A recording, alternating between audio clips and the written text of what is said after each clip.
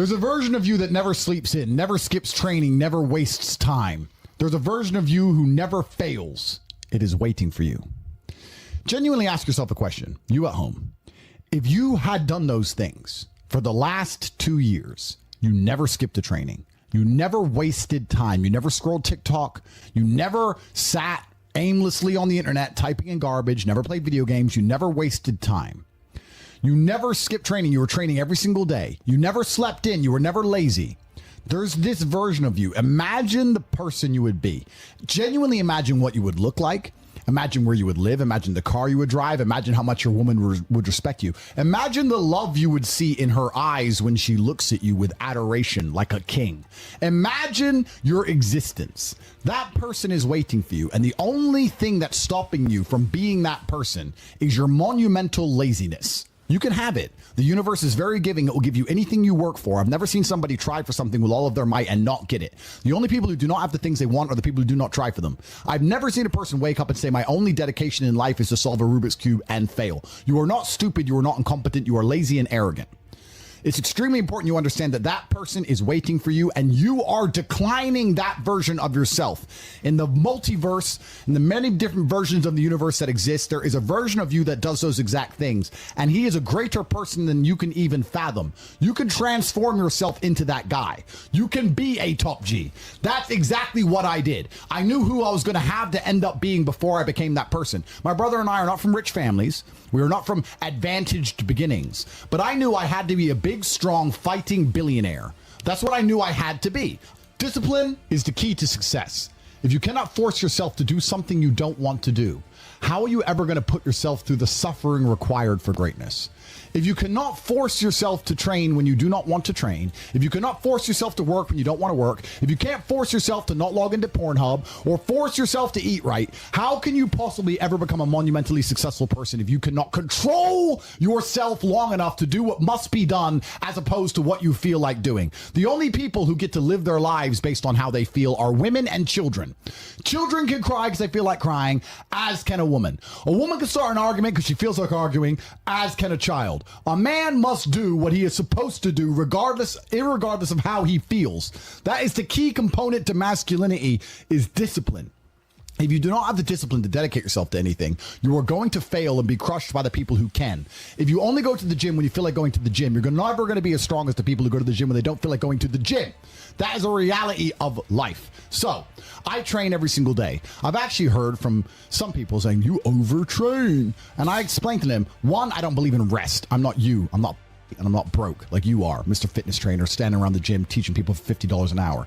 I don't need to listen to you. Secondly, I don't train because I want to get bigger. I train every day because it is difficult to train every day. It hurts. I don't want to. I wake up and I'm busy. I have other things to do. I don't feel like doing it. So I force myself to do it 7 days a week, 365 days a year, so that I know I'm the kind of person who can do what he doesn't want to do when it needs to be done. I am that man. And it's more of a mental exercise than a physical exercise at this point.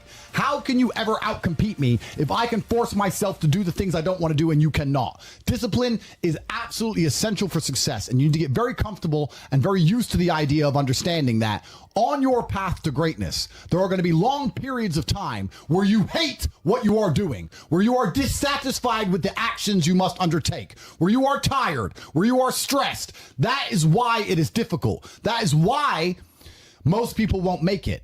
If the path was easy, everybody would walk it and it would lead nowhere. 100 people start the path, 99 fall off because it is difficult, and the one person who makes it to the end gets the gold. If all 100 made it to the end and the gold was divided by 100, it wouldn't even be worth anything. The difficulty gives it value. The fact that it is difficult to do is the key component into the fact you want it in the first place. If it wasn't difficult, everyone would have it and you wouldn't want it because no one would respect it. It's supposed to be hard. Life is supposed to be hard. You're supposed to think this is terrible. You're supposed to suffer and smile through the pain regardless. Discipline is the key to success in all realms as a man. And if you lack it, you stand no chance. You can give most people a roadmap to success.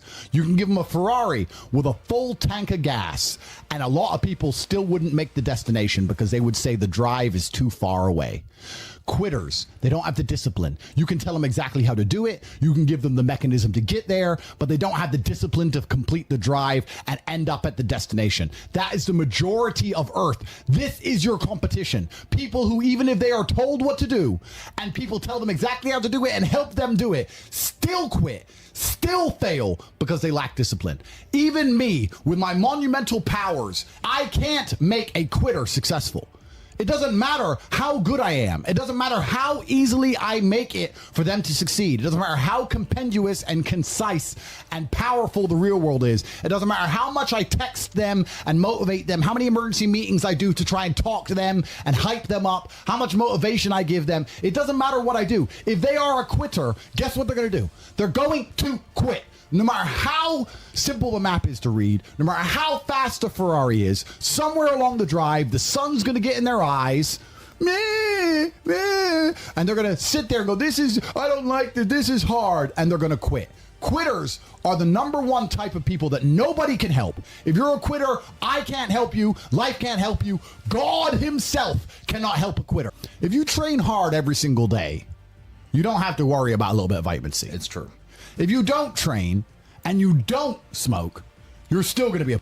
Yes. The answer is always hard work. As soon as you are granted life, you are guaranteed death. What you do in between is up to you. You are all conscious. That could end tomorrow, that could end in 100 years. But the time between the beginning of your consciousness and the end of it is completely up to you. Training is never the wrong decision.